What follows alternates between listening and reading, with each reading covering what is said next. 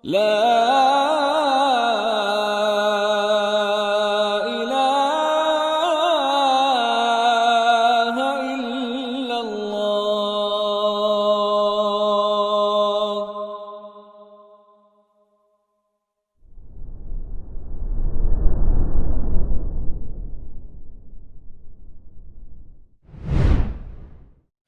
Assalamualaikum warahmatullahi wabarakatuh.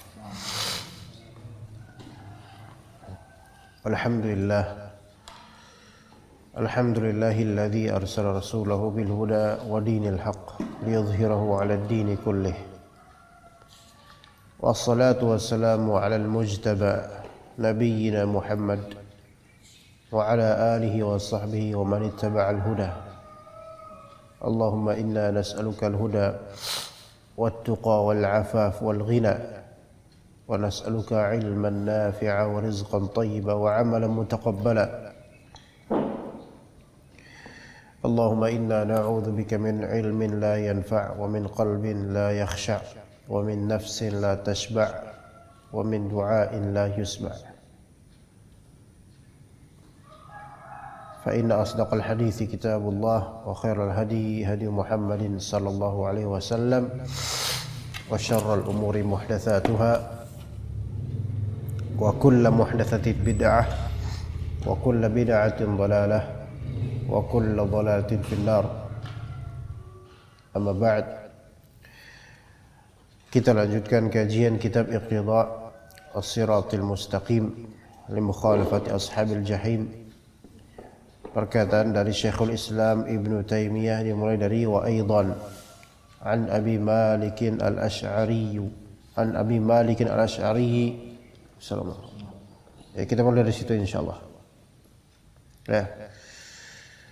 Ketemu? Khalas. Qala al-muallif rahimahullahu ta'ala وأيضا عن أبي مالك الأشعري رضي الله عنه أن النبي صلى الله عليه وسلم قال: أربع في أمتي من أمر الجاهلية لا يتركونهن الفخر بالأحساب والطعن في الأنساب والاستسقاء بالنجوم والنياحة. وقال: النائحة إذا لم تتب قبل موتها تقام يوم القيامة وعليها سربال من قطران ودرع من جرب. أعوذ بالله من ذلك. رواه مسلم. Hadits Abu Malik al-Asy'ari radhiyallahu anhu bahwasanya Nabi sallallahu alaihi wasallam bersabda, "Arba'un fi ummati min amril jahiliyati la yatrukunahun." Ada 4 hal. Fi ummati, di umatku. Arba'un fi ummati, di umatku. Berarti di tengah-tengah umat ini. Min amril jahiliyati. Yang mana 4 hal tersebut termasuk perkara jahiliyah. Termasuk masail jahiliyah. Ini menunjukkan bahwasanya tidak mesti yang disebut atau tidak mesti yang melakukan perkara jahiliyah dikafirkan. Dengan dalil ini, arba'un fi ummati, sekiranya mereka itu langsung dikafirkan maka tidak akan disebut ummati. Ya. La yatrukunahun, mereka tidak meninggalkan 4 perkara jahiliyah ini.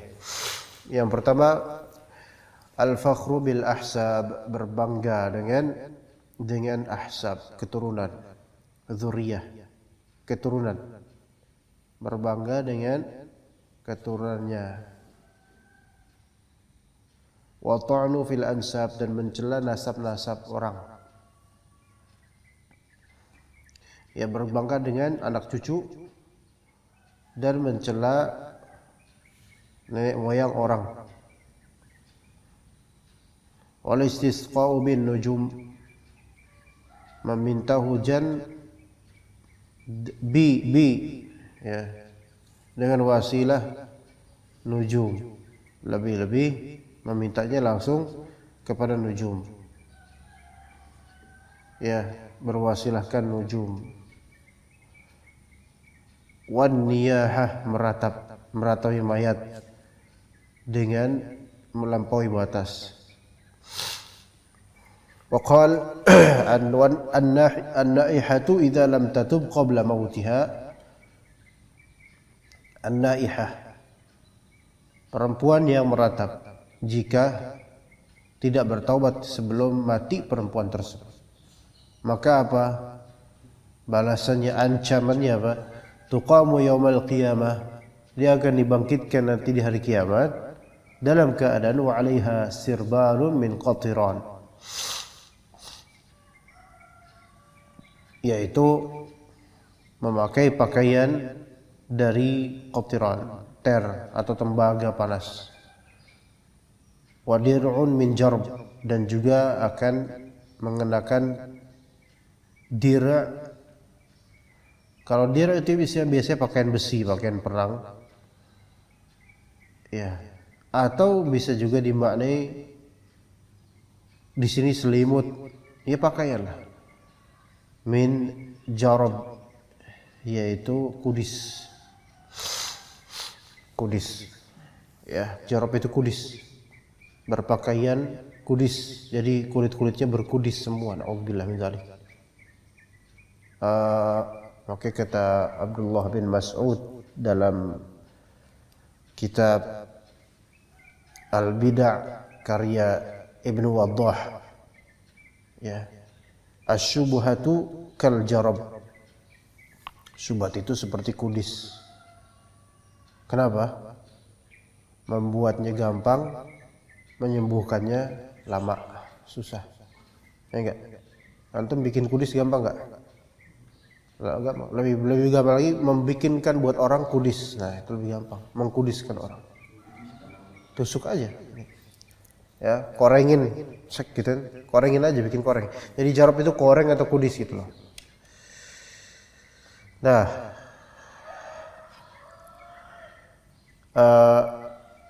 niyahah itu seolah-olah hal yang tidak begitu mengerikan, ya. Apa orang tidak mengira bahwasanya itu akan besar dosanya gitu loh. Enggak ngira orang. Tapi dalam Islam ditetapkan seperti itu. Allah Ta'ala berkehendak seperti itu. Padahal meratap hanyalah meratap. Betapa banyaknya orang meratap.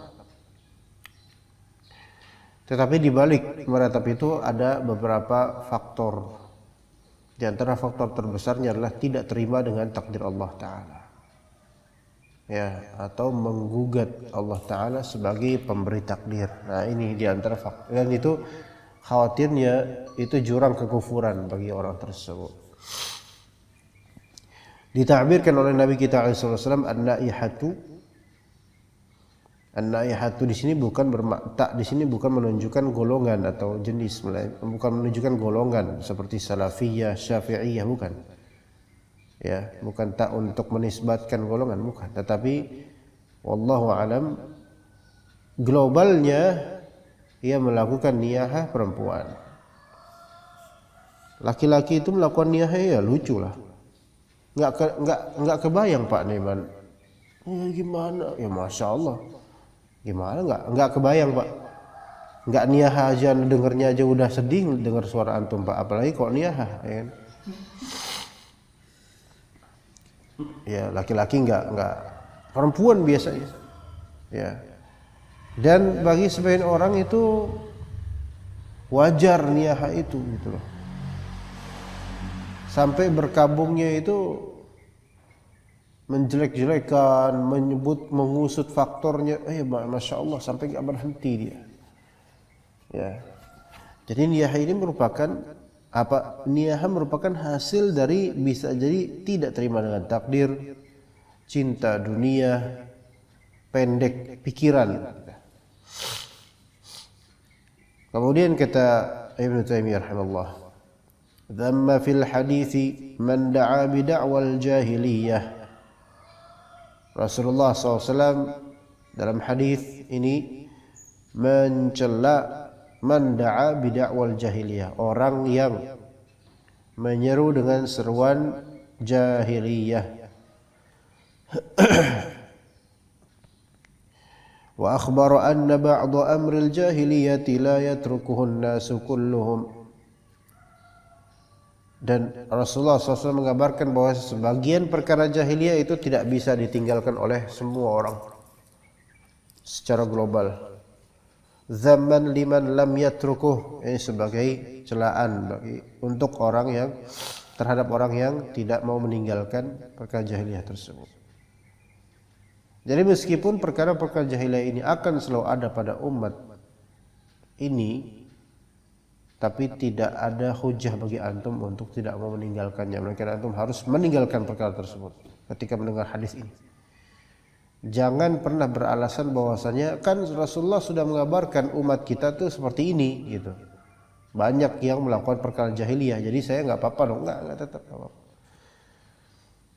Kalau misalnya di antara tanda-tanda dekatnya hari kiamat tersebarnya fuhush dan juga zina, maka apakah ketika antum berzina kemudian antum boleh beralasan dengan ya namanya juga akhir zaman? Nggak bisa. Seperti misalnya ada anak sekarang gizinya masya Allah, pergaulannya masya Allah, kemudian omongannya jelek sekali. Apakah kemudian kita boleh mengatakan ya namanya juga akhir zaman, emang udah zamannya kayak gini anak-anak? Nggak bisa. Kalau kayak gitu ya repot lah kalau kayak gitu. Ya tapi giliran penguasa zalim, wah banyak omongannya. Emang udah zamannya penguasa zalim itu. Ya. Wa hadza kulluhu yaqtadi anna ma kana min amril jahiliyyati wa fi'lihim fahuwa madmumun fi dinil Islam. Ini menunjukkan bahwasanya hal-hal tersebut termasuk perkara jahiliyah dan perbuatan jahiliyah.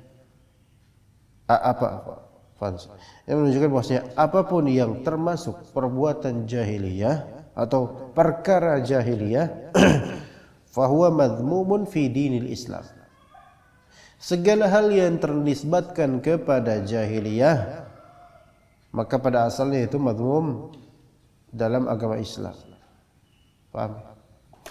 Kalau oh ini perkara jahiliyah nih, ini dicela pasti. Adapun beda dengan tanda-tanda hari kiamat, itu tidak mesti mazmum. Enggak.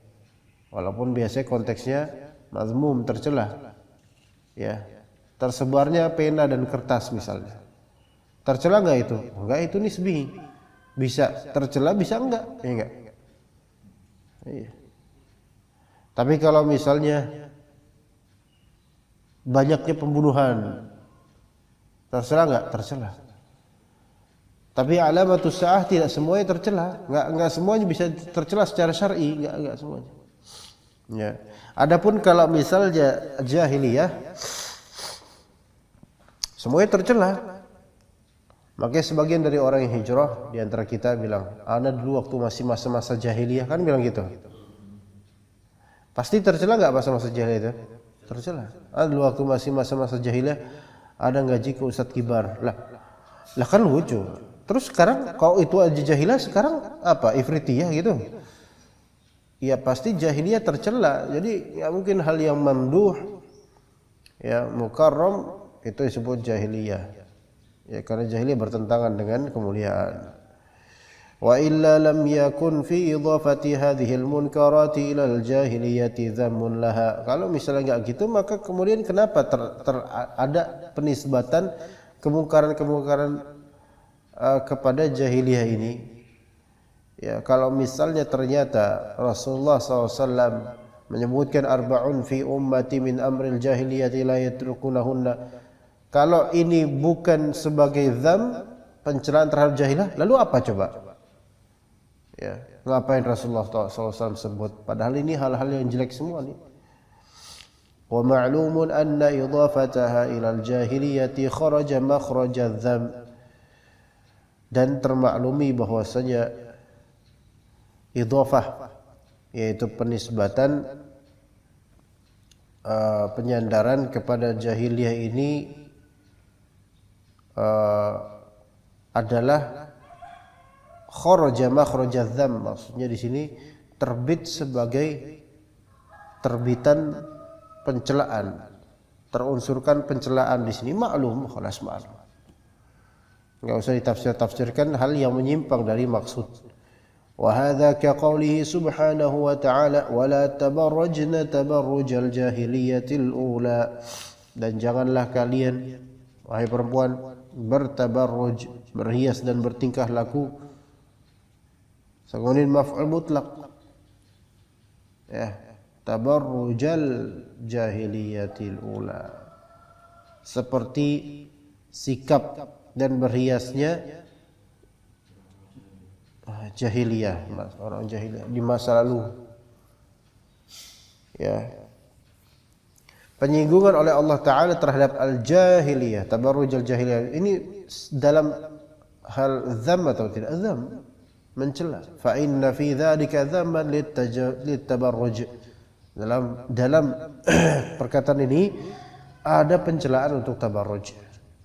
Wa dzamman li halil jahiliyatil ula, dan pencelaan terhadap keadaan jahiliyah di masa lalu. Ada dua hal yang dicela di wala tabarrajna tabarrujal jahiliyatil ula. Pertama, fi'il tabarruj itu mazmum. Kedua, al-jahiliyah itu mazmum. Ya, dua hal. Mana yang lebih spesifik, mana yang lebih global? Yang lebih spesifik tabarruj, yang lebih global jahiliyah. Ya. Maka ketika ini yang spesifik dinisbatkan kepada yang global, itu menunjukkan yang global ini masalah. Dan memang al-jahiliyah dimutlakan, jahiliyah itu orang-orang enggak ada yang mau sebenarnya.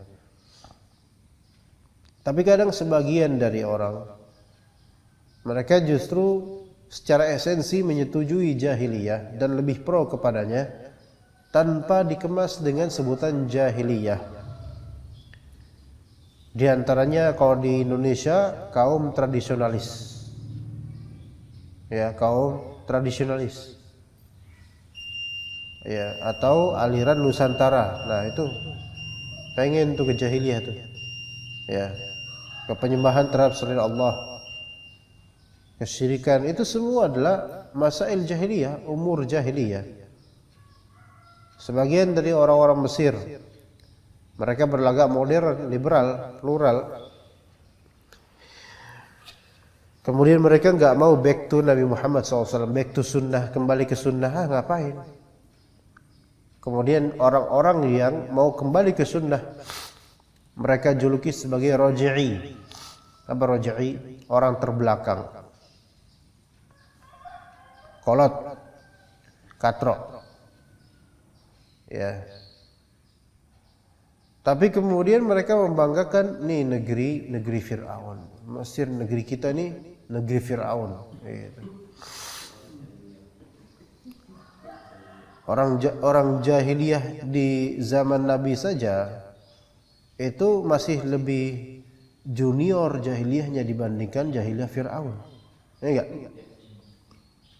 Maka ini mereka orang-orang Mesir yang bangga dengan ini negeri Fir'aun, ini lebih tolol lagi gitu loh. Lebih jahiliyah lagi, lebih jauh lagi, ribuan tahun lagi. Nah begitu, seperti itu.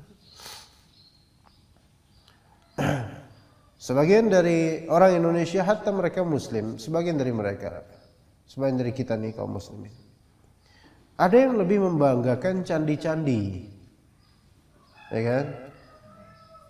Wisata ke candi, ya. Tapi ke masjid alasannya corona. Ini gimana? Daki gunung, nggak jaga jarak. Tapi ke masjid nyari jaga jarak. Ini gimana, kan kontras orang seperti ini nih. Ya, pikirannya.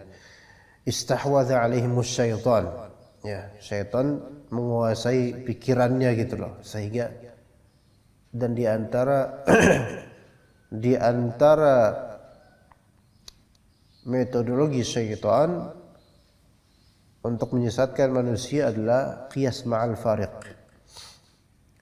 Qiyas ma'al fariq atau logika yang cacat tapi seolah-olah benar. Itu sudah dari iblis. Ya khalaqtani min nar wa khalaqtahu min tin. Ana khairum minhu. Itu seolah-olah logis ya.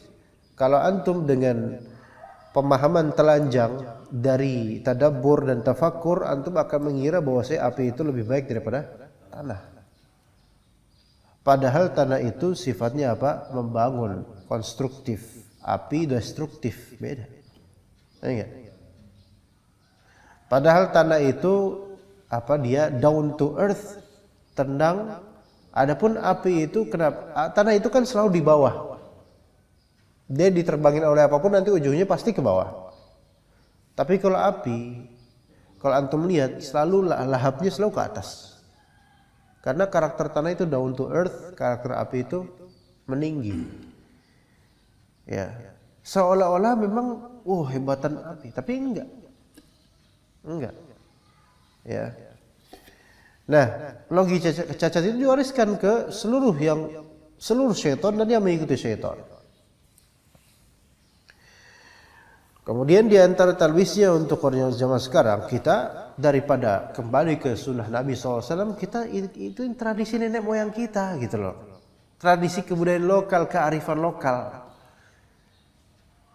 Kalau misalnya kita tidak menuntut ilmu agama, atau menuntut ilmu agama tapi ikut dengan seperti itu yang zahir di kiasan kita adalah, di logika kita adalah, kenapa enggak kita wariskan nenek moyang kita gitu loh. Kan melestarikan orang-orang dahulu bagaimana tradisinya, kenapa enggak gitu kan. Lagi pula itu kan membawa kedamaian juga gitu kan. Walaupun bertabrakan dengan kaidah-kaidah usul agama. Tapi kalau misalnya dipikirkan betul-betul, inilah justru kebiasaan orang-orang jahiliyah ini. Walain sa'altahum wa idza qila lahum ta'alu ila ma anzalallah. Ada berapa ayat? Qalu bal nattabi'u ma alfayna 'alaihi abana. Qalu bal nattabi'u ma wajadna 'alaihi abana. Ya, qalu hasbuna. Dikasih ayat Al-Quran, hadis Nabi SAW, mereka cukup. Kami ikutin dengan nenek moyang kami aja. Nah, jadi mereka lebih suka kepada jahiliyah tapi nggak mau disebut itu jahiliyah. Maka mereka membungkus dengan nama-nama yang seperti iblis membungkus nama pohon tersebut dengan pohon khuld. Maka mereka bungkus namanya dengan tradisionalis, Islam tradisional. Arti lainnya itu menggabungkan antara Islam dengan jahiliyah. Gitu. Ya. Nah, wa minhu di sini. Fa inna fi dzalika dhamman lit-tabarruj wa dhamman li halil jahiliyatil ula wa dzalika yaqtadi al-man'a min musyabahatihim fil jumlah. Ini melazimkan apa? Berkonsekuensi melarang menyerupai mereka di global unsur jahiliyah apapun itu. Ketika itu ternisbatkan kepada jahiliyah, kita tutup. Ya. Jahiliyah ini ketika itu ada di masalah ritual dan sikap, dan akidah, ritual dan akhlak. Akidah, ritual dan akhlak. Ya. Akidah jahiliyah di Indonesia apa? Contoh akidah jahiliyah apa? Ya Nyi Roro Kidul itu akidah jahiliyah itu. Dan enggak perlu dikorek-korek. Ya. Nyi Roro Kidul. Akidah jahiliyah kita apa? Kalau misalnya enggak ada 40 harian, nanti ada arwah penasaran. Ini akidah jahiliyah. Ritual jahiliyah apa? Ritual jahiliyah di kita apa, ikhwan? Yaitu selamatan, sedekah larung dan seterusnya, tradisionalis. Ya, itu jahiliyah atas nama sedekah. Kemudian akhlak jahiliyah di antara kita apa di tradisi kita? Apa? Ikut apa?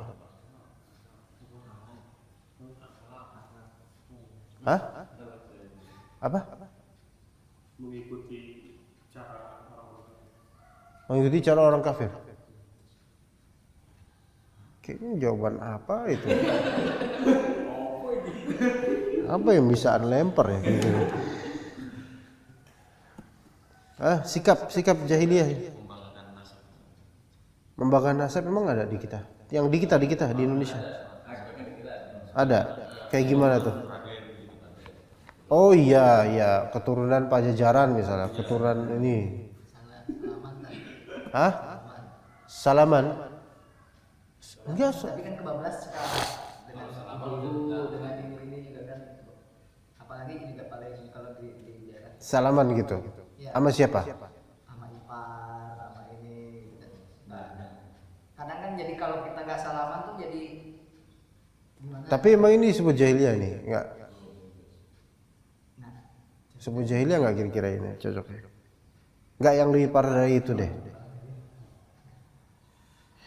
Kalau itu bukan di kita aja, di mana-mana. Di negara lain juga gitu. Pakai kemben misalnya. Yang perempuan, kalau antum jangan. Ya pakai kemben, dikeluar pakai kemben. Sekarang udah enggak. Dilestarikan kok. Kan dilestarikan juga itu, Pak. Dia maksudnya dia anggap itu kebudayaan yang bagus gitu loh. Dilestarikan dianggap bagus gitu loh.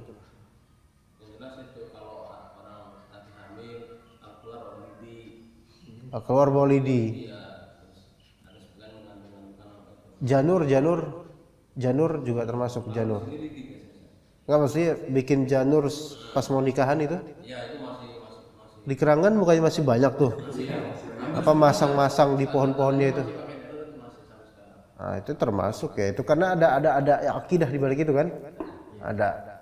Minimal kalaupun akidahnya mereka udah lupa lah akidah tersebut, tapi sisa ritualnya ini masih berlaku dan ini harus diberantas sebenarnya gitu loh. Ya. Iya, terkait dengan orang hamil banyak. Dengan awal kehidupan dan dengan akhir kehidupan, dengan orang hamil dan orang mati juga banyak. Iya. Ya, Masya Allah. Tradisi jahiliyah kita di antara kaum muslimin sekarang di Indonesia. Jadi kita nggak boleh bermusyabah terhadap mereka. Ya, jadi nanti pas nikah atau nikahin anak, ganti janurnya, ganti dengan apa misalnya? Bukan dengan janur lagi, bukan dengan apa namanya pasang-pasang itu. Sekarang pakai tiang, bikin tiang baru sebagai pengganti janur, sebagai pengganti ini. Ya ngapain? Nggak usah. Ya. Daripada pakai kemben, melainkan sekarang pakai sarung BHS aja misalnya.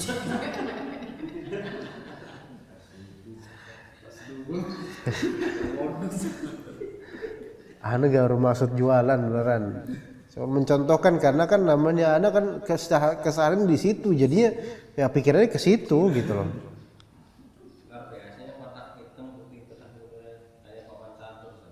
Apaan tuh? Oh iya, sarung Bali ya. Iya betul sarung Bali kayak gitu. Nggak usah diterusin, ini nggak usah diterusin. Ana nggak bermaksud iklan kok. Kemudian qala mu'allif rahimahullah wa minhu qawluhu li Abi Dzar radhiyallahu anhu lamma 'ayyara rajulan bi ummihi innaka imru'un fika jahiliyah. Perkataan Nabi sallallahu alaihi wasallam terhadap Abu Dzar Al-Ghifari radhiyallahu anhu ketika beliau radhiyallahu anhu menjelekkan, mempermalukan seseorang dengan cara menjelekkan ibunya. Ya. Innaka mru'un fika jahiliyah. Kamu ini wahai Abu Dzar seorang yang memiliki karakter jahil. Seseorang yang pada dirimu ada sifat jahiliyah. Ya, masih memiliki kejahilian, ada karakter jahiliyah, yaitu dakwal jahiliyah. Sebutan-sebutan jahiliyah. Di antaranya ta'yir ar-rajul bi walidihi Itu mempermalukan orang dengan menyebutkan keburukan orang tuanya atau nenek moyangnya. Ini jahiliyah. Ya, dan ini juga kadang di kita ada. Ya. Dan ana pikir termasuk memanggil seorang teman dengan nama bapaknya. itu berkali-kali itu. Dulu apalagi zaman-zaman kita tuh kayak gitu. Ya, bapaknya siapa? Apalagi nama bapaknya itu unik gitu loh. Ya. Kalau nama bapaknya unik, nanti temennya manggil bapaknya. Nah, biasaan di sekolah kayak gitu kan. Beberapa orang tuh kayak gitu tuh, apalagi yang bandel tuh. Ya, nama dia Ahmad, bapaknya kebetulan namanya misalnya Karso, ya misalnya Ahmad bin Karso. Ya. Nah, Karso, biasa gitu kan ngejek tuh. Bapak gua lu sebut. Tapi karena udah biasa, udahlah bodo amat lah, udah menerima nasib aja kan gitu. Apalagi anak-anak yang dibully terus. Terus kira nanti kalau pembagian rapot Pak Karso datang, ya anaknya. Karso, itu siapa kok manggil bapak ya? Nanti bapaknya bingung. Nah itu kadang terjadi. Ini anak khawatirkan kalau dengan kias ya, dengan kias masuk ke dalam ini gitu loh. Memang candaan. Tapi kan ini kan namanya ta'yirur rajul biwalidihi gitu loh. Mencela seorang anak dengan menyebut bapaknya. Baik menyebut nama bapaknya dengan bermaksud merendahkan gitu kan. Kalau bermaksud mengagungkan pasti pakai bin ya. Enggak? Bin Karso gitu kan. Anaknya Karso, anaknya Pak Karso. Ya, tapi ini enggak manggil anak bapaknya langsung. Ya. Begitu.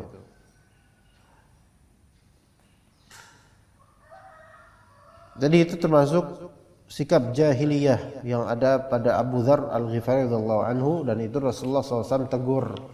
Dan ini tidak menjadi kecacatan untuk Abu Dzar dalam artian beliau seorang manusia dan seorang sahabat.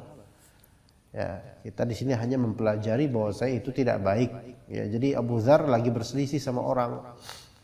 Kemudian Abu Dzar radhiyallahu anhu mencela ibunya orang tersebut yang tidak ada sangkut pautnya gitu loh dengan permasalahan. Ya jadi nggak boleh kita kayak gitu ya. Ada masalah sama ikhwan lain, bapak lu tuh apa urusan bapak saya ya? Ya nggak ada urusan. Ya nggak ada urusan. Fa innahu dzammun lidzalikal khuluq. Hal tersebut penyebutan jahiliyah yang ada pada diri Abu Dzar itu menunjukkan pencelaan terhadap akhlak tersebut. Wali akhlaqil jahiliyati allati lam yaji bihal Islam. Pencelaan terhadap akhlak jahiliyah yang tidak ada pada Islam. Ya. Jadi kita kalau ada masalah sama orang enggak usah diungkit-ungkit orang tua orang itu tersebut. Pantesan bapak lu kerjanya apaan sih? Nah gitu kan. Ya, bapak lu pasti menyesal punya anak kayak lu. Apa urusan? Walaupun memang kenyataannya mungkin benar.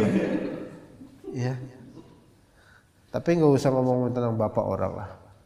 Ya kadang-kadang, ya ini jahiliyah ini juga merambah di negeri barat. Ya, ana mau ini sebagai contoh aja ya, sebagai contoh. Kalau misalnya kita menjelekkan orang, bukan kita, orang barat menjelekkan temannya atau orang lain, kadang-kadang disebut son of a bitch gitu misalnya. Ini contoh aja. Ya ini di masjid sih, cuman ini sebagai contoh supaya kita paham. Anak pelacur. Anak pelacur. Itu kan berarti menuding ibunya pelacur. Padahal ini masalah antara dirinya dengan anak ini, tapi kok ibunya kena juga jadi pelacur ibunya gitu disebutnya. Padahal bukan pelacur mungkin. Ya. Dan juga ada sebutan kayak motherfucker misalnya. Apa coba? Ya, kenapa disebut-sebut emak di situ gitu loh? Padahal emaknya udah capek-capek ngelahirin dia malah digituin. Ini hal-hal yang tidak dipikirkan oleh orang-orang barat. Ya. Dan ini termasuk jahiliyah, akhlak jahiliyah. Kemudian kita Syekhul Islam Ibnu Taimiyah rahimahullah, wa minhu qauluhu ta'ala إذ جعل الذين كفروا في قلوبهم الحمية حمية الجاهلية فأنزل الله سكينته على رسوله وعلى المؤمنين. Ketika orang-orang kafir menanamkan dalam hati mereka hamiyah, kesombongan, ta'asubiyah gitu. hamiyatul jahiliyah, kesombongan jahiliyah. Maka Allah Subhanahu wa taala menurunkan ketenangan darinya kepada rasulnya dan kepada kaum mukminin. Banyak faedah di ayat ini, ikhwan. Kita baca dulu, fa inna idafatal hamiyati ilal jahiliyati iqtada dhammaha. Menyebutkan hamiyah, kesombongan dan arogansi ta'assubiyah, kesombongan dan arogansi fanatisme, itu dinisbatkan kepada jahiliyah. Ini melazimkan pencelaan terhadap jahiliyah. Dan ternyata memang ta'assub ras, suku dan golongan itu termasuk apa? Termasuk sikap jahiliyah. Fama kana min akhlaqihim wa af'alihim fahuwa kadzalik. Dan apa-apa yang termasuk perangai dan perbuatan jahiliyah itu fahuwa kadzalik. Fahuwa kadzalik maksudnya fahuwa madhmumun kal hamiyati gitu. Maka segala akhlak jahiliyah, perbuatan jahiliyah, sikap dan perangai jahiliyah itu pasti madhmum. Wa min hadza, di antaranya ma rawahul Bukhari fi sahihi, yang diriwayatkan oleh Imam Bukhari dalam sahihnya, an Ubaidillah bin Abi Yazid, dari Ubaidullah bin Abi Yazid, annahu sami'a Ibn Abbas radhiyallahu anhu maqal, beliau mendengar Ibn Abbas mengatakan, thalathu khilalin min khilal jahiliyah, ada 3 sifat perangai di antara perangai jahiliyah. At-ta'nu fil ansabi wan niyahah wa nasitu thalatha wa nasitu thalitha, mencela nasab orang dan meratapi mayit. Aku lupa yang ketiga, kata Sufyan, wa yaquluna innaha listisqa'u bil anwa. Yang ketiga ini adalah meminta turunnya hujan kepada bintang-bintang atau semisalnya. Ini jahiliyah semua. Lihat, at-ta'nu fil ansab ini akidah atau sikap, ikhwan? At-ta'nu fil ansab, mencela nasab orang, sikap. Mencela nasab orang perlu akidah enggak perlu, cela aja nasab orang, enggak perlu akidah dulu karena enggak perlu. Itu udah jahiliyah, ikhwan, walaupun tanpa akidah khusus. Niyahah, sikap atau akidah? Sikap, dan biasanya berawal dari akidah yang menyimpang. Enggak ada itu sunni salafi jenggotan tebal, ustadznya bahkan ustadz kibar melakukan niyahah, merobek-robek baju gamisnya. Tapi enggak bisa karena mereknya Haramain, susah. Iya. Kan bagus tuh Haramain tuh kan. Ya, ntar kawan-kawan Anda jual ya. Tapi bukan style Ana, jadi enggak ada jual. Dipakai dulu ya. Enggak ada yang ngasih sih, jadi yang dulu. Nah, jadi udah diam, udah jadi terusin lah. Enggak habis nanti. Nah, jadi niyah ini sikap. Tapi niyah ini beda ya daripada ta'an fil ansab, ini murni sikap ya. Enggak ada background akidah khusus tentangnya. Tapi niyah ini kadang-kadang disebabkan akidah. Bukan kadang-kadang ya, malah lebih sering disebabkan akidahnya yang double gitu loh, enggak benar. Akidah dicampur dengan emosi gitu loh. Akidah yang salah dicampur dengan emosi, jadi niyah. Ya. Yang ketiga al-istisqa bil anwa, ini berawal dari ini ritual. Berawal dari akidah pastinya, akidah pasti ada penyimpan akidah. Nah, dari 3 ini mana yang mengandung unsur kesyirikan? Yang ketiga istisqa bil anwa. Syiriknya masuk ke rububiyah, bukan syirik rububiyah. Iya. Dan kufur akbar bukan kufur akbar. Kalau niyah enggak mesti kufur akbar. Tapi khawatirnya dari niyah itu kemudian lisannya mengucapkan kalimat-kalimat yang menentang Allah Ta'ala dan sehingga jadi kafir dengan itu, bisa jadi. Ta'an fil ansab ini yang paling ringan. Dan yang paling ringan itu pun Rasulullah SAW mencela sahabatnya, innaka imru'un fikal jahiliyah. Itu loh. Ya.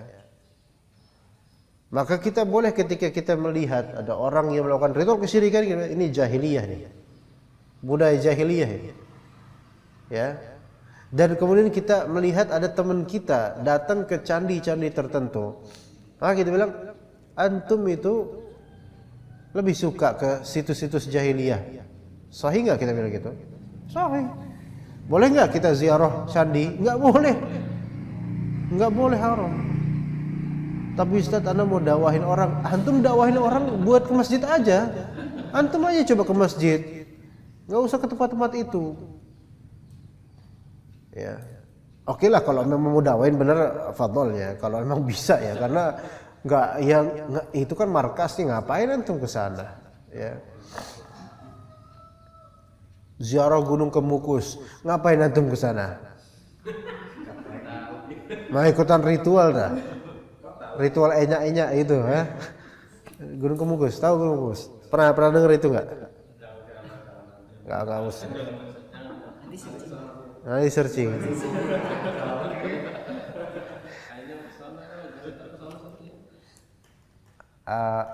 Antum adalah seseorang, Anda jahiliyah dalam diri Anda.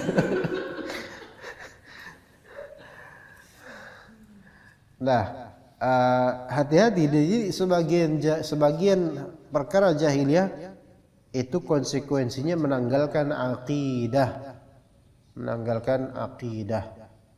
Nah, sikap toleransi yang berlebihan sampai mengucapkan selamat Natal, selamat dan semisalnya itu, anak kira juga masuk ke dalam hal-hal seperti ini. Ya. Karena mentolerir kekufuran dan kesyirikan sampai derajat seolah mengamini keburukan mereka, itu enggak ada dalam Islam. Ya, Natalan di gereja, azan di gereja. Itu emang orang Kristennya mau apa gituin gitu loh. Kita aja Jumatan pastor datang. Ada yang enggak mau. Harusnya kalau mereka masih benar maksudnya masih benar agamanya mereka, yang enggak benar itu harusnya mereka enggak terima dong. Hah? Idul Fitri aja enggak ada azan, masa Natal ada azan? Allahu Akbar. Ya. Sekarang kalau kita misalnya Jumatan kemudian didatangi oleh pastor, habis itu pastornya khutbah minimal muqaddimah deh. Marah nggak kita? Marah. Pastor, ya ikhwan, nggak ngomong ikhwan pastor. Saudara-saudara, saya hanya ingin menerapkan toleransi. Itu jemaahnya itu ngamuk mesti. Enggak, lakum dinukum walidin, gitu loh. Inilah kenapa sebagian orang sangat disayangkan. Warwa Muslimun fi sahihi 'anil A'mash 'an Abi Salihin 'an Abi Hurairah radhiyallahu anhu qala Rasulullah sallallahu alaihi wasallam ithnatani fin nasi huma bihim kufrun at-ta'nu fin nasabi wan niyahatu 'alal mayyit huma bihim kufrun. Ada dua hal yang ada pada manusia, yang kedua hal tersebut adalah kekufuran. Nah, pertama ta'an fin nasab, mencela nasab orang dan juga meratapi mayit. Ada kekufuran di situ. Nah, lihat nih. Nah, ini mulai agak hot sedikit nih. Ayhatanil khaslatani huma kufrun qaimun bin nas, yaitu dua karakter ini keduanya adalah kekufuran yang ada pada manusia, pada orang-orang, kekufuran yang ada pada orang-orang. Ya. Pak, jangan terlalu khusyuk, Pak. Fa nafsul khaslataini kufrun, secara zat kedua karakter tersebut adalah kekufuran secara zat. Ya. Haitsu kanata min a'malil kuffar, karena kedua hal tersebut tergolong amalan-amalan ciri khas amalan-amalan orang-orang kafir. Tidak ada dalam Islam niyahah, tidak ada dalam Islam ta'nun fin nasab. Itu semua adalah perbuatan orang kafir pada asalnya. Wa huma qa'imatani bin nas, dan keduanya itu ada pada orang-orang. Lakin, nah mulai di sini nih. Laisa kullu man qama bihi syu'batan Man qama bihi syu'batun min syu'abil kufri yasiru kafiran al-kufral mutlaq. Tetapi tidak semua yang terwujudkan pada dirinya secabang dari cabang-cabang kekufuran lantas menjadi kafir dari segi kemutlakan, kafir mutlak. Paham gak? Kita akan belajar insyaallah apa yang disebut kafir mutlak dan mutlak kafir. Al-kafir al-mutlak dan mutlakul kafir. Ada ulangi. Tidak semua yang terwujud pada dirinya suatu cabang dari cabang kekufuran lantas menjadi kafir secara mutlak. Ngerti gak?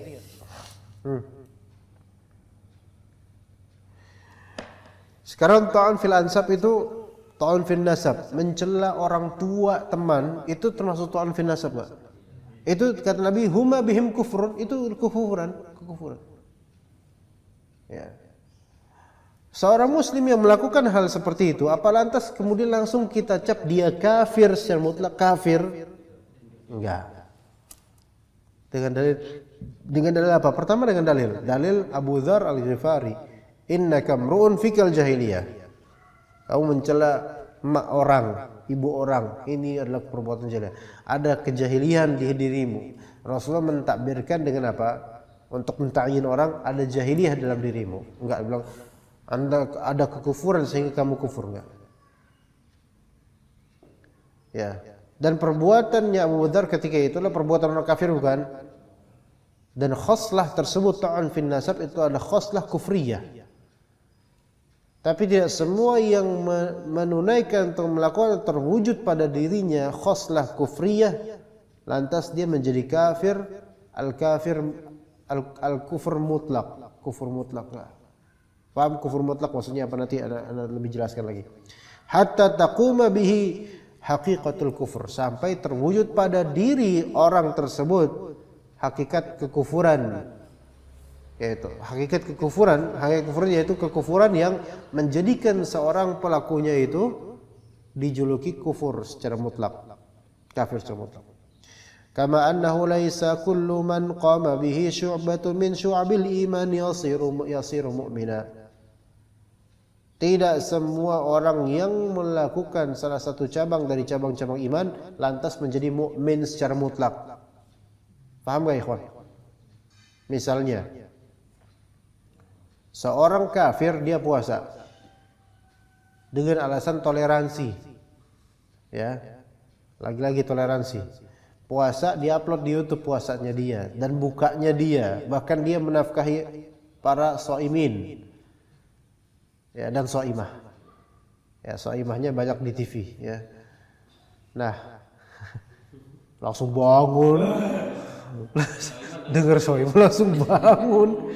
Ya. Nah, di sini apakah dia melakukan salah satu khoslah min khisalil iman enggak? Secara mazharnya. Apakah ketika dia melakukan salah satu cabang iman si orang kafir ini, melakukan salah satu cabang iman, lantas dia dijuluki mukmin mutlak? Ini jadi apa namanya? Mafhum mukhalafah. Jadi antum bisa menjadi dalil di sini, menjadi logika untuk antum terangkan ke orang-orang. Enggak lantas seseorang berbuat satu kekufuran langsung dihukumi kufur kafir mutlak begitu saja. Pertama dilihat zat kekufurannya juga ya, karena ada kufur akbar, ada kufur asghar. Pertama itu. Kedua ya ditinjau dari pelakunya. Kita mengetahui bagaimana kondisi pelakunya, tegak atasnya hujah, faham atau enggak, sengaja atau enggak, konteksnya bagaimana, ada tekanan atau enggak, itu banyak mawani'nya. Jadi sangat ketat dalam masalah ini. Ya. Maka enggak langsung kita kafirkan dengan kafir mutlak, karena kalau kafir mutlak, kufur mutlak, khalas bukan muslim sama sekali, khalas. Nah, orang kafir yang melakukan syu'bah min syu'abil iman seperti puasa di bulan Ramadan dengan alasan toleransi, itu kan secara mazharnya, secara hadinya itu hadil iman. Satu cabang iman. Apakah lantas langsung kemudian jadi muslim, jadi mukmin? Enggak. Karena dia tidak menunaikan hakikat al-iman. Enggak. Tidak menunaikan hakikat iman. Tapi dia menunaikan salah satu syubhah iman enggak? Iya. Dari segi mazhar. Dari segi apa namanya? Yang tampak bagi orang Islam.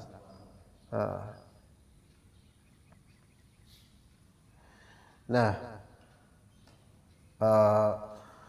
hatta taquma bihi haqiqatul kufri, sampai terwujud pada diri bukan hatta yaquma bihi aslul iman, sampai dia ada aslul imannya baru dia disebut mukmin.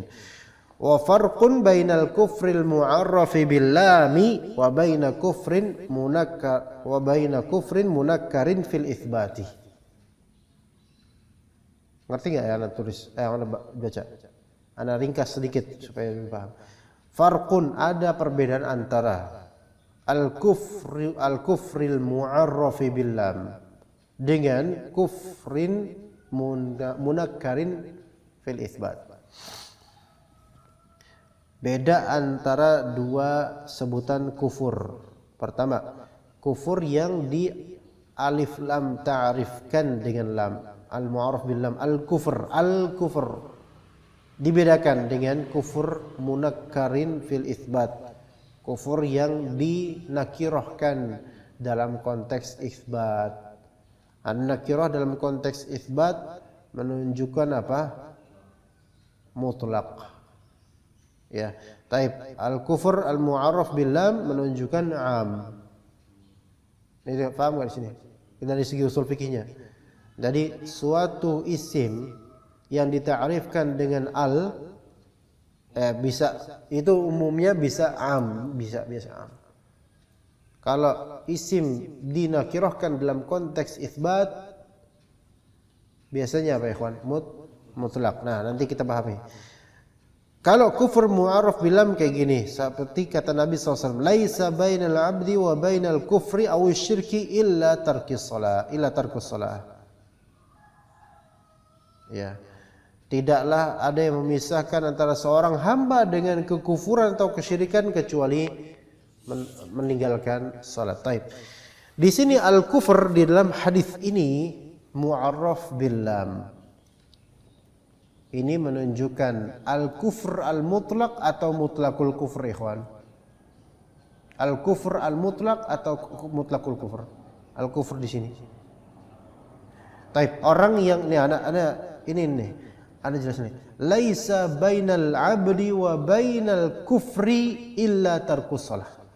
Tidak ada pemisah antara hamba dengan kekufuran kecuali meninggalkan salat. Orang kalau tarkus shalah, meninggalkan salat sama sekali, meninggalkan salat, dia kufur mutlak enggak? Kufur mutlak.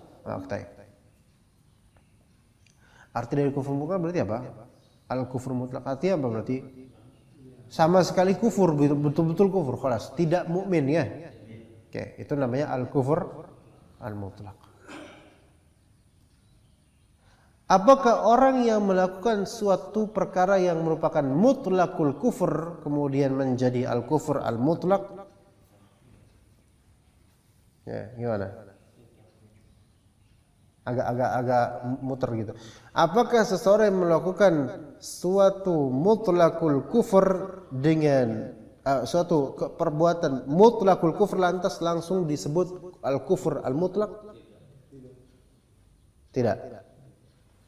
Apakah orang yang melakukan suatu hal yang dia cabang dari kekufuran langsung kemudian divonis begitu saja dia sebagai kafir secara mutlak?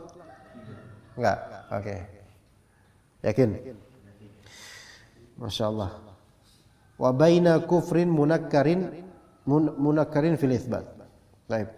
Wa farqun aidan baina ma'na al-ismil mutlaqi idza qila kafirun aw mu'minun wa bainal ma'na al-mutlaqi lil ism fi jami'i mawaridih kama fi qoulihi ta'ala fi qoulihi sallallahu alaihi wasallam la tarji'u ba'di kuffaran yadribu ba'dukum riqaba ba'd. Bedakan antara pertama satu makna al-ism al-mutlaq satu, dan bedakan dengan al-makna al-mutlaqi lil ism. Arti lainnya, bedakan antara satu al-ism al-mutlaq Bedakan dengan apa? Dengan yang kedua, mutlaqul isim. Bedakan antara al-isim al-mutlaq dengan mutlaqul isim. Bedakan antara al-isim al-mutlaq dengan mutlaqul isim. Gimana? Ngerti? Belum begitu? Ya, enggak apa-apa. Bedakan antara al-isim al-mutlaq dengan dua mutlaqul isim. Antum pernah dengar ma mutlak, air mutlak? Pernah dengar kan? Di pelajaran fikih. Siapa pernah belajar? Enggak pernah. Al-ma'ul mutlak itu air yang mutlak, air apa air mutlak itu? Ya air yang yatajarrad an sifatin ukhra gitu, yaitu bebas dari karakter yang membuat dia tidak disebut air gitu loh. Antum sebut air, ketika disebut air mutlak bukan? Sifatnya mutlak dia air, murni air, pure murni air. Antum nggak nyebut-nyebut air teh, air susu, air kopi, air kelapa dan seterusnya. Nah, air kopi, air kelapa, air susu itu bukan mutlak, Pak. Air susu, air kelapa, air kopi itu apakah disebut ma mutlak? Tapi ada unsur ma tidak? Tapi tidak dimutlakkan kepadanya ma gitu. Oke. Agak mulai connected ya sedikit-sedikit. Yakin? Agak sedikit connected ya. Pak Neman? Oh enggak perlu ditanya beliau, Masya Allah. Ya enggak perlu ditanya kelas. Karena kalau ditanya aneh yang repot nanti. Jadi al-ma'ul mutlak beda dengan mutlaqul ma'. Al-ma'ul mutlak itu berarti pure murni air betul-betul. Ya tajarrad an tasammi akhar gitu loh. Sebutan lainnya enggak ada, udah air khalas. Misalnya turun dari langit air, yang antum fahami air mutlak bukan? Air mutlak. Memang kadang didakit dengan air hujan. Iya, tapi tetap hakikat asli kita fahami itu air mutlak, al-ma'ul mutlak. Kemudian kita misalnya lagi duduk di restoran, nah setelah kemudian pegawai restoran yang bawa apa nih? Bawa rantang gitu, ya. Pegawainya gitu kan. Jalan, kemudian kita ini kaki kita ke jalanan, ya, dia lagi jalan, kita selengkat ya. Jatuh kemudian. Cipratan air kopi. Taib. Gak masalah dengan itu, kita bahas air kopinya ini. Cuman kok panjang banget ya, harus pakai cerita itu. Iyalah, biar antum inget. Nah, kecipratan kita. Ya, kita sengaja itu biar kita digratisin ininya. Wah, kecipratan air ini. Kecipratan air. Air kopi padahal. Kemudian kata pegawainya, maaf pak, wah nggak bisa nih kecipratan air pak. Kata pegawainya kemudian, cuman air doang pak, nggak apa-apa pak. Oh nggak bisa. Ini bukan al-ma' al-mutlaq. Ya, bukan al-ma' al-mutlaq ini. Ini lihat ada warna hitam ini, baju saya putih lagi. Saya nggak mau nih, harus diganti nih. Ya. Tapi kata pegawainya apa? Tapi kan pak, itu kan ada mutlaqul ma' di situ. Ya. Paham nggak Pak Riman? Air kopi di sini al-ma'ul mutlaq nggak? Bukan. Ya, sehingga tidak sah juga antum kok bilang oh ini air, nggak sah juga kecuali kalau antum maksudkan adalah dalam air kopi ini terdapat mutlaqul ma' karena cairnya dia. Gimana? Paham nggak? Kif. Itu yang disebut asy-syai' al-mutlaq dengan mutlaqus syai'. Kif. Gimana? Seseorang muslim mukmin boleh enggak dia mengatakan pada dirinya ana mukmin insyaallah? Boleh? Boleh. Itu berarti ana mukmin dengan iman mutlak ya, iman mutlak ya. Murni saya beriman walaupun saya punya dosa tapi ya saya punya iman mutlak, maka dimutlakkan padanya iman. Ya. Ana mukmin insyaallah, ana mukmin gitu. Anta mukmin. Ana mukmin, nahnu mukminun. Boleh. Dengan keimanan mutlak karena memang kita mukminun. Tapi ketika kita bilang Ada orang kafir, ya. Dia sedekah. Ya. Namanya Hari. Ya. Orang kafir tersebut datang ke pesantren pakai songkok, kafir padahal. Sedekah untuk pesantren, dicium-cium tangannya sama santri-santri. Iya. Iya. Muskilah, ketika itu banyak hari-hari yang muskilah. Iya. Kalau sekarang ini hari pandemi. Ketika itu hari tanu, ya. Nah, dicium-cium tangannya. Dia melakukan suatu syu'bah dari syu'abil iman, yaitu berupa beramal sedekah. Dia terwujud padanya iman mutlak atau mutlakul iman secara zahir. Mutlakul iman toh. Kemutlakan imannya seolah ada memang, tapi itu masih belum bisa disebut iman mutlak, gitu, paham ya?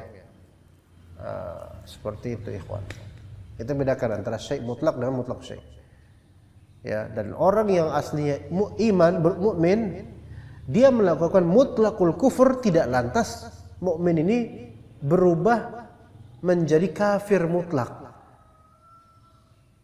Sebelum kita lihat apa kekufuran yang dilakukan, apa kekufuran yang mengeluarkan dari millah, dan juga kondisi orang tersebut. Faham ya sini insyaallah. Itu. Wa farqun aidan baina ma'na al-ismil mutlaqi idza qil kafir atau mu'min, mutlak kan? Ya kafir, misalnya ngomong ada orang kafir sama guguknya. Ya, orang kafir lagi jalan sama guguknya dan guguknya lebih afdol daripada pemiliknya. Nah, kita bilang, "Ya kafir," kita bilang. Wah, orang kafirnya enggak terima dia. Wah, saya dibilang kafir. Nam kafir mutlak katanya. Oh, enggak, saya enggak mau dia mengkafir, mendingan bilang saya non muslim. Dia bilang kafir khalas. Kafir mutlak.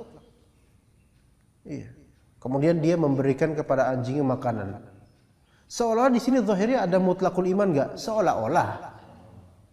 Kalaupun iya kemudian dia mutlakul iman, dia mengharapkan pahala dari Tuhannya, dari Allah, bahkan mengharapkan pahala.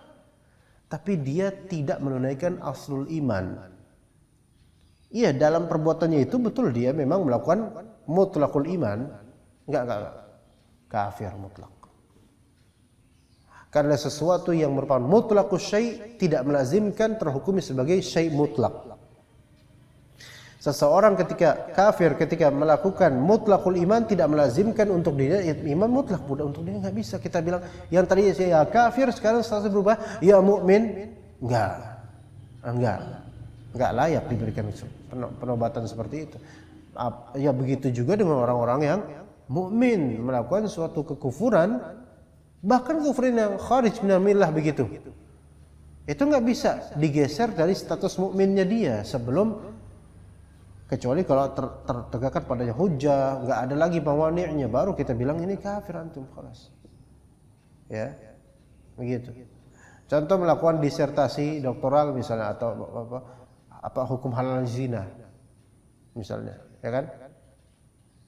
Ini dia telah melakukan mutlakul kufur yang kekufuran tersebut mengeluarkannya dari Islam.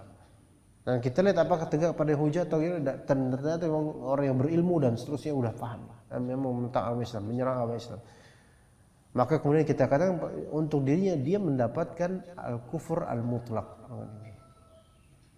Karena dia telah melakukan aslul kufur dan tertegakkan atasnya hujah. Ya begitu ya. Ala kulli hal.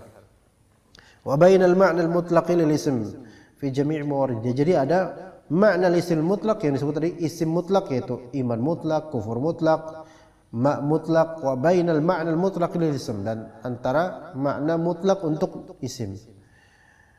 La tarji'u ba'di kuffaran yadribu ba'dukum riqaba ba'd. Mati ininya. Alwi. Ini mati. Enggak apa-apa tapi. Biar. Hah? Enggak apa-apa. Ada hanya ingin mentahdzir saja. Ya. La tarji'u ba'di kuffaran yadribu ba'dukum riqaba ba'd. Masyaallah udah jam setengah ini. 6:30. Janganlah kalian kembali setelahku nanti, sepeninggalku, menjadi kufar. Dengan perbuatan apa? Yadribu ba'dukum riqaba ba'd. dengan saling menebas leher sebagian yang lain. Ini kan saling menebas saudara sendiri, ini perbuatan kufur gitu loh. Ya. Rasulullah SAW bilang janganlah kalian nanti sepeninggalku jadi kufar, menjadi kafir. Lihat. Ini dimaksudkan oleh beliau SAW apa? Kufaran dalam konteks isbat bukan? Isbat. Ya sebenarnya dalam konteks larangan ya, nahi.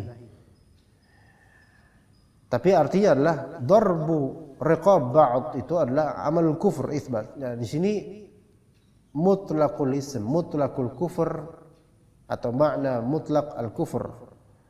Apakah lantas maksudnya Nabi SAW adalah jangan kalian keluar dari Islam dengan cara menebas satu sama lain antara itu.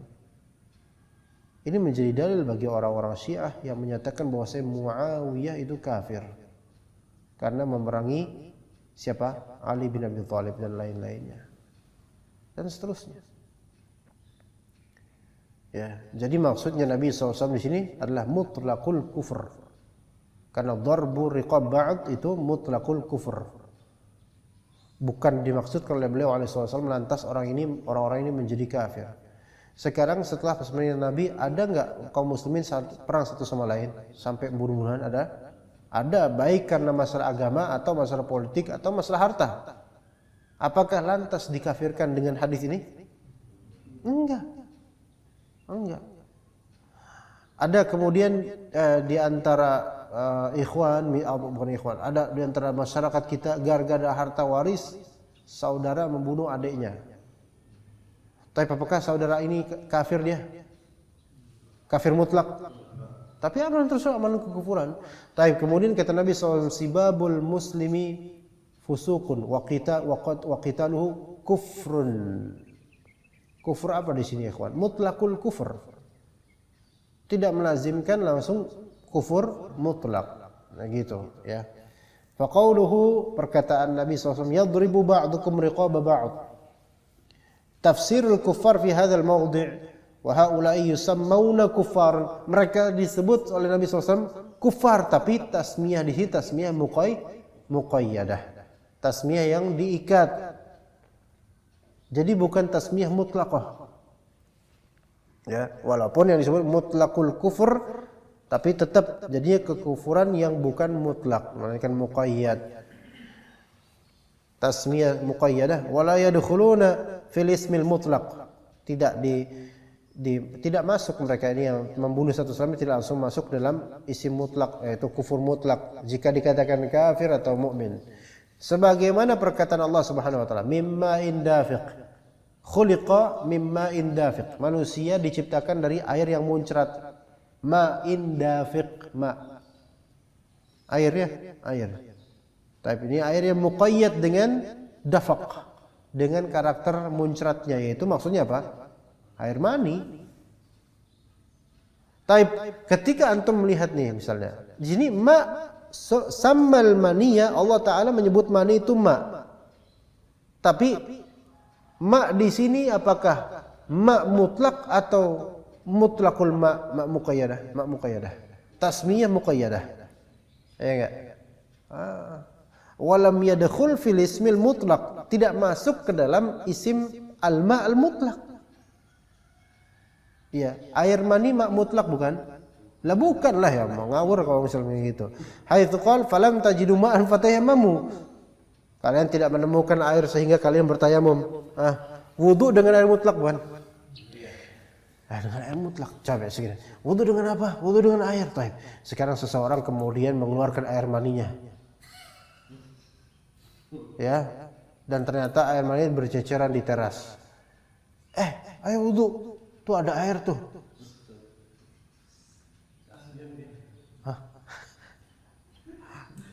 Justru beliaulah yang mungkin seperti itu.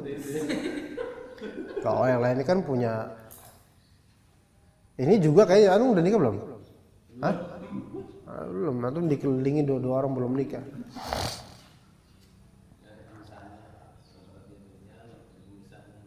Apa? Iya, yang ketiganya adalah syaitan memang. Iya. Jadi kalau misalnya ada air mani, disebut air. Itu ada air tuh. Ini maksudnya apa nih kalau antum nyebut air? Apakah maksudnya untuk air mutlak? Kalau disebut air mutlak salah. Tapi kalau antum sebut air karena ada unsur air, maka maksud antum berarti mutlakul ma. Mutlakul ma itu tidak melazimkan disebut ma mutlak, ya enggak? Iya, tapi tetap disebut air mani gitu. Ya. Dan air kopi, air susu dan seterusnya. Nah, maka ketika itu bukan air mutlak walaupun ada kemutlakan air padanya, maka ibadah-ibadah yang disyaratkan untuk mewujudkannya harus dengan air mutlak, maka tidak bisa dengan mutlak air saja. Iya. Karena air najis pun juga mutlakul ma. Al-ma' mutanajis pun disebut ma juga, tapi ma secara muqayyad dengan mutanajis, dan dia al-ma'nal mutlak lil ma'nya ada. Begitu, wallahu a'lam. Ya. Clear ya insyaallah ya. Nah, ini kadang-kadang di kajian akidah yang agak mendalam ini disebutkan oleh beberapa asatizah. Ya. Antum pernah ini, Pak? Pernah dengar pembahasan ini enggak? Mutlakul iman mutlak. Belum, baru sih. Belum pernah. Anda enggak mau nanya Pak Aliman kok beliau udah pernah, Pak? Antum udah pernah? Antum boleh? Tuh. Online pernah. Mutlakul iman mutlak pernah? Masya Allah, luar biasa. Berarti nanti kalau anda lagi sakit antum bisa gantiin anda di sini. Iya, gantiin anda ngajar di sini, ngajar iqtidha. Tapi anda suruh kameramen libur semua, libur enggak. Iya, dia sendiri ngajar jin-jin di sini nih. Ya, enggak. Insyaallah nanti bekal ini nanti antum akan dapatkan di beberapa kajian akidah yang versi agak mendalam. Ya, ini juga kalau anda sampaikan ke ikhwan-ikhwan umumnya para salafin itu enggak bakal kurang nyambung.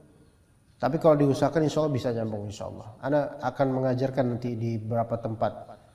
Ya, insya Allah tentang masalah iman mutlak dan mutlakul iman, kufur mutlak dan mutlakul kufur. Karena istilah-istilah ini di kitab-kitab menengah di masalah akidah itu banyak. Ya, kitanya aja yang mungkin belum tahu. Wallahu a'lam. Ya, wassallallahu ala nabiyina Muhammad wa ala alihi wa sahbihi ajma'in. Kita langsung ke khudh aqidatak. Ini gimana nih? Fadal. Mana pertanyaan lo? Enggak ada. Fadal. Tadi kan kita disuruh membedakan antara mutlakul iman dan iman mutlak. Ya. Nah, itu tujuannya itu intinya supaya kita nggak mengatakan bahwa seseorang itu beriman kecuali dia harus iman mutlak dulu gitu. Betul. Karena al-iman al-mutlak itu adalah sebutan yang cocok secara mutlak orang disebut beriman. Begitu yang kekufuran mutlak. Al-iman mutlak melazimkan pasti ada mutlakul iman padanya. Minimal aslul iman gitu loh. Aslul iman, hakikatul imannya ada. Tapi mutlakul iman itu tidak melazimkan seseorang langsung dijuluki iman mutlak. Ya enggak? Maka yang tadi bainal muslim wal kafir tarkus sholat. Berarti kalau tarkus sholat nggak mesti kafir gitu. Tarkus sholat kan ada beragam macam. Yang dia hadis tadi tarkus solati dengan umum bukan? Berarti meninggalkan semua sholat enggak? Itu yang buat kufur ya. Tapi kalau misalnya tarkus sholatin tanpa satu sholat tok. Orang yang meninggalkan satu sholat tok langsung kufur enggak? Sebagian ulama mengatakan enggak langsung kufur. Ada ulama yang mengatakan, ada ulama langsung mengatakan kufur yang meninggalkan satu sholat saja. Tapi yang lebih sahih wallahu alam, orang bolong-bolong sholatnya satu sholat enggak dilakukan.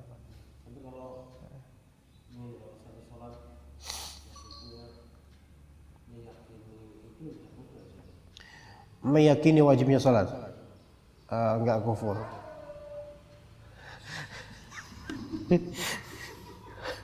Gagal fokus. Cengkoknya itu ada.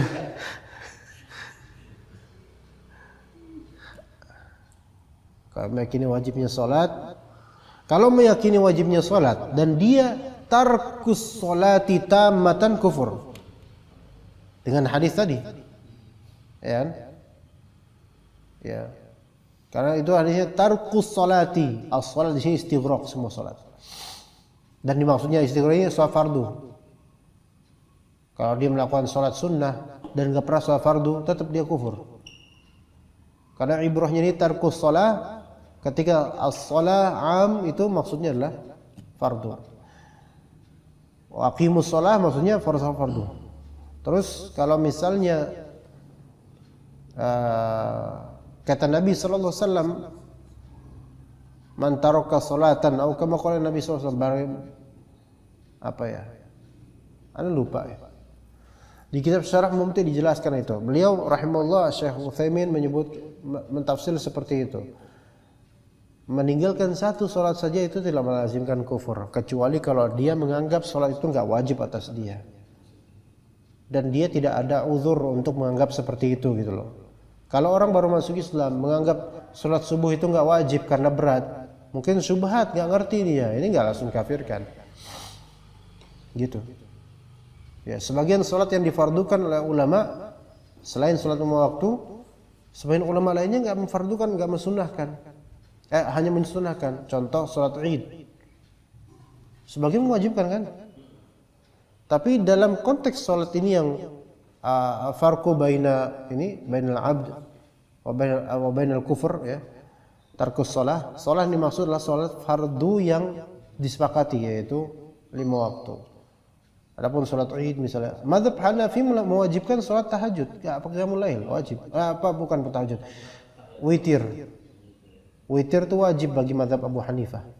Bagi jumhur tidak wajib, sunnah. Apakah kemudian yang mazhab jumhur ini kemudian menjadi kafir karena tidak pernah melakukan witir? Ya, antum pernah nggak melakukan witir? Pasti pernah. Minimal Ramadan, minimal 5 hari pertama Ramadan, ya.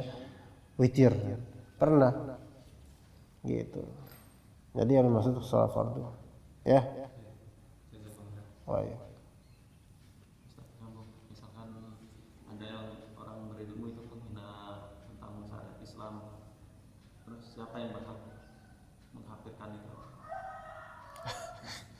Diri sendiri aja, dia ngafirin diri sendiri aja. Yang berhak mengkafirkan ya tergantung penghinaan syariat Islamnya. Jadi ada